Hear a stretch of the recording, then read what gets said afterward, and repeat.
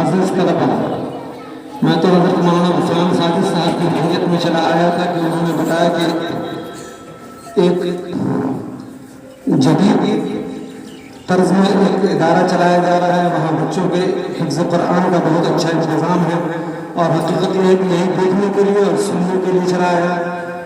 یقیناً اپنے بڑوں کو ہی سننا ہے۔ یہاں پر ہم نے قرآن کریم کے تعلق سے اچھے پرمغز خطابات سنی۔ یقیناً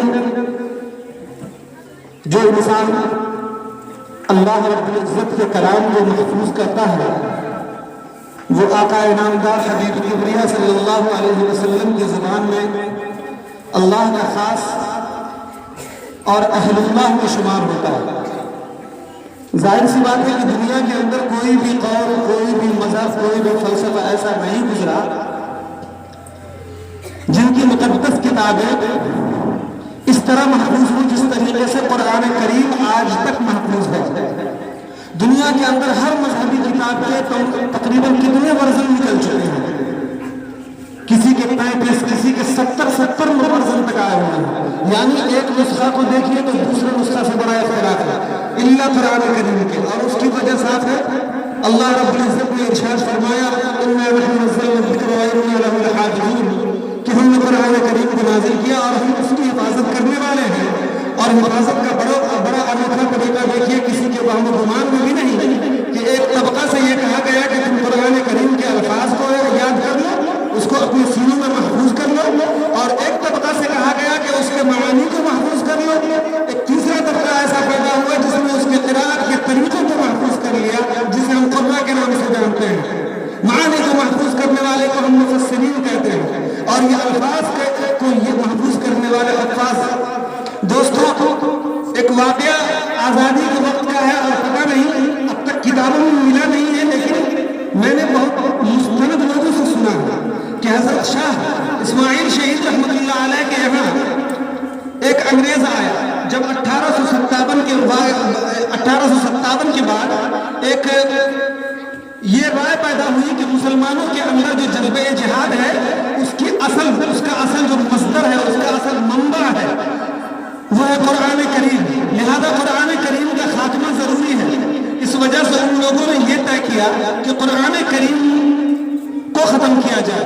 جہاں بھی قرآن کریم کے نسخے ملے اسے جلائے گئے، وہ جلائے گئے۔ ایک مکتب میں ایک حافظ صاحب پڑھا رہے تھے، انگریز آئے، انہوں نے قرآن کریم کے نسخے جمع کیے، ان کو جلانا شروع کیا۔ حافظ صاحب نے کہا کہ ان نسخوں کو جلا دو گے، لیکن ہمارے سینوں سے ان قرآن کریم کے الفاظ کو کہاں سے جلاؤ گے؟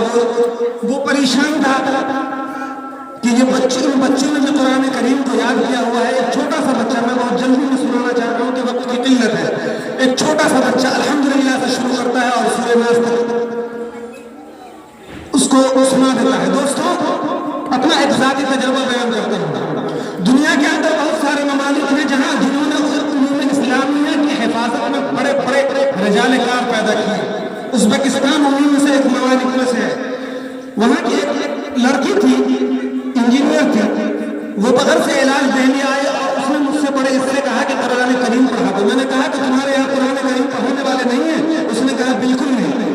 الحمدللہ میں نے اس کو بڑے اچھے انداز میں 1 مہینہ مجھے کہیں رہنا پڑا تھا، 1 مہینہ اس نے مجھ سے قرآن کریم پڑھا، اور وہ قرآن کریم ان ایام میں پڑھنے کے بعد وعدہ لے کر کے گئی کہ انشاءاللہ میں مزید لوگوں کو پڑھاؤں گی۔ آج وہ لوگ پریشان ہیں، بہت زیادہ پریشان ہیں، ان کے بچے دینی تعلیمات سے ناواقف ہیں، وہ قرآن کریم کو جاننا چاہتے ہیں، وہ پڑھنا چاہتے ہیں، لیکن ان کے پاس مواقع نہیں ہیں۔ دوستوں، یہ مدارس، یہ مکاتب، یہ چھوٹے چھوٹے مدارس، یہ ہمارے لیے غنیمت ہے، ان کی حفاظت کرنی چاہیے۔ اور میں تو حضرت محترم صاحب کو مبارکباد دوں گا کہ انہوں نے کم از کم اس طریقے کے ادارے کھول کے قوم میں خرچ کرنے کا مزاج پیدا کر رہے ہیں۔ ابھی حضرت مولانا غفران ساجد صاحب نے کہا کہ ہماری قوم خرچ کرنا چاہتی ہے۔ حضرت قومی کے دیں گے تو قومی کی اگر دیں گے تو لوگ ضرور خرچ کریں گے، اور اب یہ مزاج بننا چاہیے، اب یہ مزاج بننا چاہیے کہ اگر ڈاکٹر بنانے کے لیے 50 لاکھ روپے خرچ کر سکتے ہو، انجینئر بنانے کے لیے 1.5 لاکھ روپے کا سالانہ خرچ کر سکتے ہو، اگر MBA بنانے کے لیے اور چھوٹا سا چھوٹا کوئی پروفیشنل کورس کروانے کے لیے لاکھوں روپے خرچ کر سکتے ہو، تو اللہ کے کلام کی حفاظت کرنے والا ایک حافظ بنانے کے لیے، اہل اللہ بنانے کے لیے، اللہ کا خاص بنانے کے لیے تم کیوں نہیں خرچ کرو گے؟ اس کا مطلب یہ ہے کہ اس دین کی اہمیت تمہارے اندر نہیں ہے۔ اور یقین جانیے جس کے اندر دین کی اہمیت ہوگی، اگر جو اس بات کو سمجھتا ہے کہ اللہ کا کلام محفوظ کرنے کا مسئلہ یہ مطلب یہ ہے کہ وہ اس زمرے میں شامل ہو گیا جس کو اللہ رب العزت اپنے کلام کی حفاظت کرنے کے لیے منتخب کر رہا ہے، تو اس زمرے میں شامل کرنے کے لیے آپ کو بھی خرچ کرنا چاہیے۔ میں ان بچوں کے والدین کو مبارکباد دیتا ہوں کہ آپ ان بچوں پر خرچ کر رہے ہیں، اور انشاءاللہ یہ بچے آگے چل کر کے قوم کے محافظ بنیں گے، یقیناً دینی علوم کے محافظ بنیں گے۔ اللہ رب العزت ان سے بڑا دین کا کام لے انہیں تو آئیں گے۔ اور میں انہیں چند باتوں پر اپنی بات ختم کرنا چاہتا ہوں۔